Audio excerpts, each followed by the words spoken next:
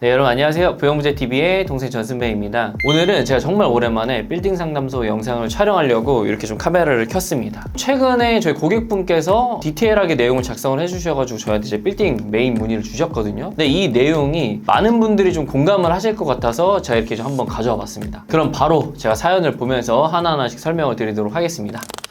안녕하세요. 제가 최근 은퇴를 하면서 가지고 있는 자금으로 수익형 꼬마 빌딩 투자를 계획하고 있습니다. 현재 서울에 주택 한 채는 보유하고 있고 2015년도에 월세 수익용으로 인천에 상가 하나를 매입했는데 현재는 편의점이 임차 중입니다. 임대료는 꾸준히 들어오고 있지만 매입가보다 낮은 금액으로 내놔도 매각이 잘 되지 않아 고민이 되고 있습니다. 현재 보유한 현금은 약 15억 정도, 주식과 예금을 합치면 총 22억까지는 투자 자금을 마련할 수 있을 것 같습니다. 리모델링이나 신축은 제 역량받기라 어려울 것 같고 대신 세대수가 많은 아파트 단지 주변에 안정적인 수익형 건물을 원합니다. 지역은 서울이 가장 좋겠지만 이 조건에 맞는 건물이 없다면 인천, 일산, 수원까지는 검토할 수 있습니다. 금액대는 30-40억 원대로 보고 있으며 조건이 맞으면 빠르게 매입할 의사가 있습니다. 현재 미국에 머무르고 있으나 추석 때 잠시 귀국 예정입니다. 그 시기에 시간이 괜찮으시다면 한번 미팅을 통해 상담을 나눠보고 싶습니다.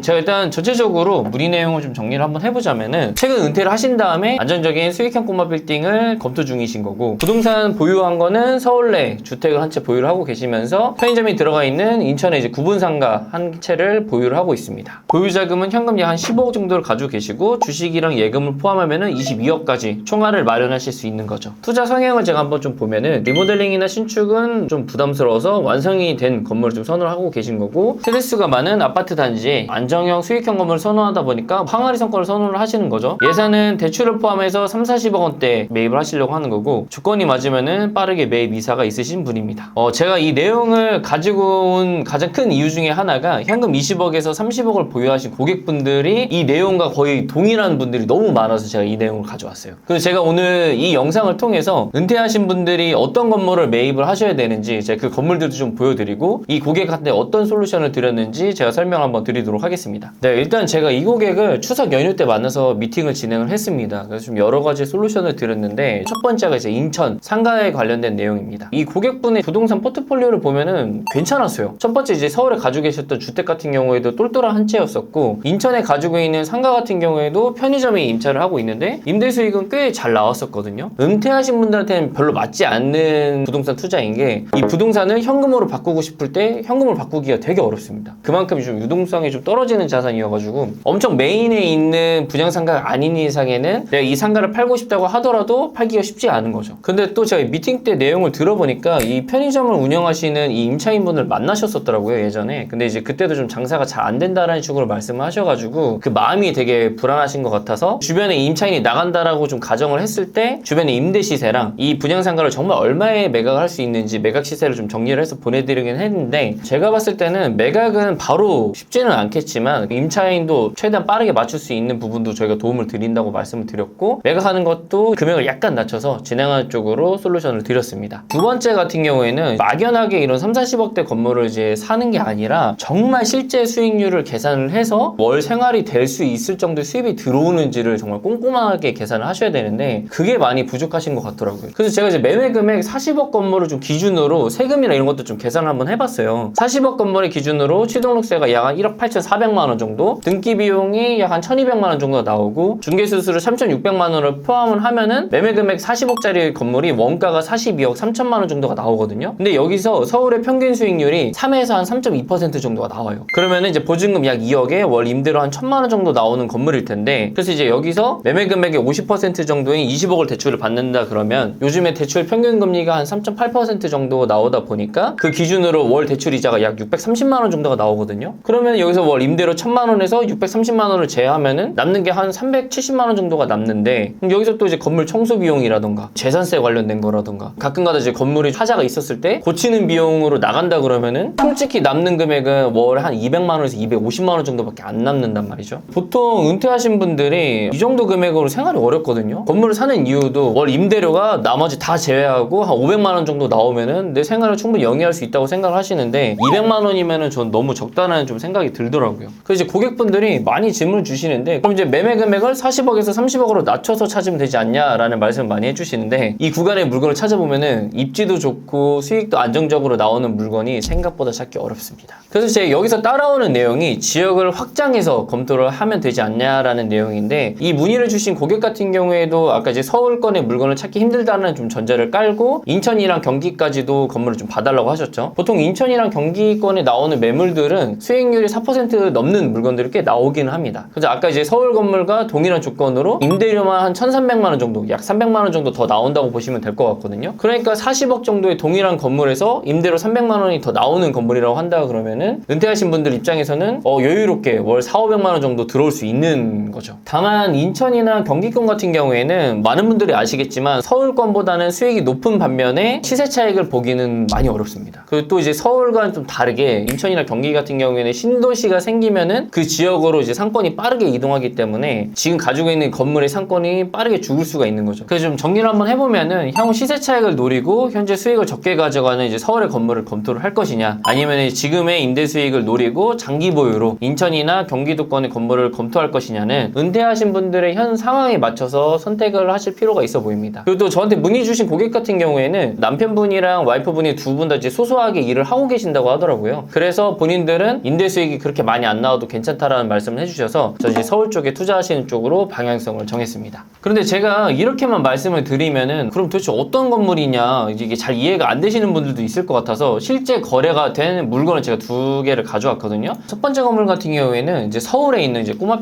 빌딩이었는데, 이 위치 같은 경우에는 이제 연신내 로데오 거리입니다. 보면은 이제 연신내역이 있는 곳인데 6호선, 3호선, 최근에 이제 GTX 노선이 이제 개통된 이제 트리플 역세권이거든요. 그 중에서도 이 건물에 있는 이 라인이 유동인구가 정말 많은 지역입니다. 제가 건물을 한번 보여드리면은 건물은 이렇게 생겼습니다. 딱 꼬마 빌딩 같이 생기고 약간 알찬 건물이에요. 바로 앞에가 이제 대로변이어가지고 이쪽으로 나가면 이제 바로 여기 상당히 가깝게 되어 있기도 하고, 이 상권 자체가 이제 로데오 거리이기 때문에 유동인구가 정말 많고, 기존에 여기 임차인을 보시면 이제 슈퍼토이라는 임차인이 있었는데 예전에는 그 스킨푸드가 들어가 있었거든요. 그 임차인이 나가자마자 바로 임대가 들어올 정도로 상권이 꽤 괜찮은 곳입니다. 이 건물 같은 경우에는 매매 금액은 38억이었었고 보증금은 2억 2,500만 원에 월 임대료가 이제 980만 원이 나오는 이제 만시일로 된 건물이어서 수익률로 따지면은 3.29% 정도가 발생되는 수익형 빌딩이었습니다. 이 용도 지역 같은 경우도 일반 상업 지역이기도 하고 연신내역이랑 불과 도보 2분 거리에 있는 초역세권에 있는 건물이기 때문에 이 금액에 매입을 하셔서 나중에 임대 개편만 한다고 하더라도 충분히 시세 차익을 좀 볼 수 있는 매물이라고 생각이 들어서 이 사례를 한번 좀 가져와 봤습니다. 두 번째 건물 같은 경우에는 이제 인천입니다. 인천에서도 검단사거리 역 쪽, 이제 검단사거리 라인에 있는 대로변에 나와 있는 이제 건물인데, 건물 한번 보여드리면은 건물은 이렇게 생겼습니다. 꼬마 빌딩 치고는 되게 좀 규모가 좀 커 보이는 건물이거든요. 그것도 이제 도로 너비도 좀 넓어가지고 좀 가시성도 상당히 있는 건물 중에 하나입니다. 이 건물 같은 경우 이제 올해 3월 달에 계약이 된 건물인데 매매 금액은 21억 7천만 원에 거래가 됐고 보증금 같은 경우 이제 2억 2천만 원, 월 임대료는 755만 원 정도가 나와서 수익률로 따지면 한 4.73% 정도로 수익이 정말 잘 나오는 건물 중에 하나였습니다. 이 건물 같은 경우에 용도 지역이 준주거 지역이기도 하고 주변에 이제 먹자타운이 있어가지고 이 근방에 생활 인프라가 좀 잘 구축이 된 꼬마 빌딩이라고 보시면 될 것 같거든요. 최근 이제 검단 사거리 상권을 보면은 그 바로 오른쪽에 이제 검단 신도시가 새로 생겼잖아요. 그래서 상권이 예전 같지는 않습니다. 검단 신도시 쪽으로 상권이 좀 이동할 만한 내용들이 있어가지고 향후 여기가 어떻게 바뀔지는 좀 지켜봐야 될 것 같아요. 그래서 이제 첫 번째 건물이랑 비교를 해보면은 첫 번째 건물 같은 경우에는 이제 안정적인 이제 서울의 상권에 있는데 투자 대비해서 월 임대료가 많이 남지 않은 반면에 이 두 번째 건물 같은 경우에는 전체적인 매매 금액 볼륨도 낮기도 하고 수익률도 잘 나오는 반면에 향후 이제 옆에 신도시가 개발이 되기 때문에 이 상권이 안 좋게 바뀔 수도 있기 때문에 그 부분이 조금 불안한 요소라고 좀 생각을 하시면 될 것 같거든요. 그래서 이 두 사례의 건물을 좀 보시고 현재 상황에 맞게끔 투자를 방향성을 잡는 게 어떠실까 생각이 들어서 이 두 사례를 한번 좀 소개를 한번 해봤습니다. 마지막으로 저한테 좀 이런 질문 하시는 분들 많거든요. 솔직히 현금 20억 정도 있으면 은행에 넣어두고 매월 이제 이자 받으면서 살면 되지 않냐. 고금리 특판을 하더라도 세후 한